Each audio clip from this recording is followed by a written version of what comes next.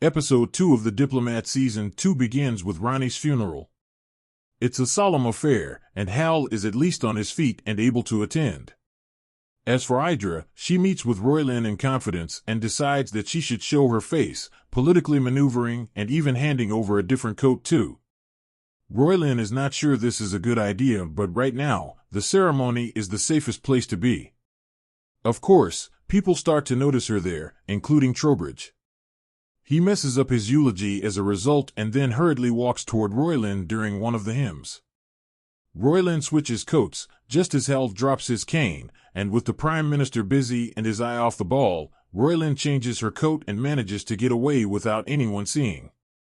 They scramble down to the garage, where Roylin lies down on the back seat, with a blanket over her, and Idra drives away. After the plan, Hal tells Kate that she can still leave and be with Austin Dennison if she wants.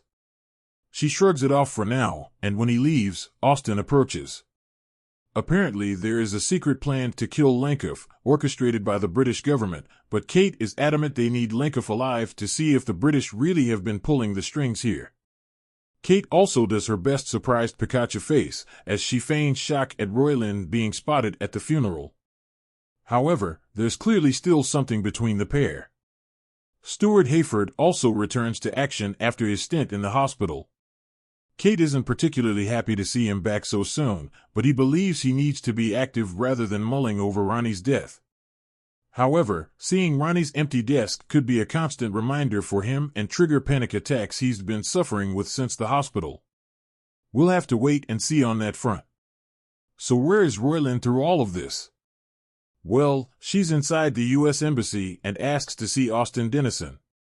Kate makes the call and he agrees to see her, under the pretense of signing Ronnie's condolence book. Austin is not happy about being duped when he shows, but in the room with Roylin, Idra, and Kate, Roylin reveals that Lenkoff was hired by the British to launch the missile at the HMS Courageous warship we heard about earlier in the episode. One of the men seemingly in on this was Grove, who has extremist views about immigration and other political hot topics. He planned to meet with Hal and was silenced for it. It seems someone close to the Prime Minister has been bugging the phones, and Roylin explains that she always uses a disposable phone when she talks to the Prime Minister. She can't control the calls coming into her phone though, and that, unfortunately, pins the details on Kate, given she phoned and revealed the Notting Hill meeting to her. Her call is the reason the bomb went off in the first place. After the meeting, Austin believes Roylin is protecting the Prime Minister and wants to turn her into the authorities. Kate warns against this though, given the police could be in on this. The only solution here is to keep her in the safe house for another day. There's still a lot of hostility between Trowbridge and Dennison though, but the former is a man possessed, determined to find Margaret Roylin. He speaks to Kate, and knows she called Roylin while she was in Paris. Kate claims she did so as she wanted to know how he would react if the French didn't agree to the Lenkoff arrest. Roylin told her Trowbridge would be happy that Austin Dennison failed. And that is, of course, not far from the truth. After this meeting, Ronnie's body is transported back to the U.S. This serves as background fodder for more political scheming and mistrust, this time coming from the Americans. Stuart and Hal don't trust one another, and the former even goes off on one with Idra, pointing out that Ronnie may still be alive if the previous ambassadors were still in place. He also lashes out at Kate too, especially when he learns about the call and places the blame squarely on her shoulders. Kate brings this baggage back home when she speaks to Hal. She points out how worried she is about losing her humanity, but Hal shrugs it off, believing she'll grow into the role. Hal and Kate are very different and in the end, the pair wind up sleeping in separate rooms following several skirmishing disagreements. As the episode closes out though, Hal realizes he can't actually get into bed himself.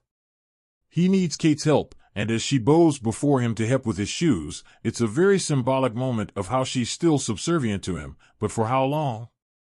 The Diplomat returns with an episode that continues this trail of mistrust and drama. As Kate and Hal's marriage is still on the rocks, there are further tensions with Austin and Roylin, while Stuart's unhinged demeanor could well come back to cause havoc for all involved. The bigger tensions between the US and UK are still very much a talking point, and we still aren't any closer to finding out who was responsible for the bombing. It's clear that there's a lot more to unpack in this one, and the show does a decent job of juggling its relationship issues alongside the bigger political scheming and suspenseful atmosphere. Kate's character is multifaceted and interesting, which is one of the reasons the first season worked as well as it did. There's a lot riding on our characters, and tensions are at fever pitch. We'll have to wait and see how everything unfolds from here.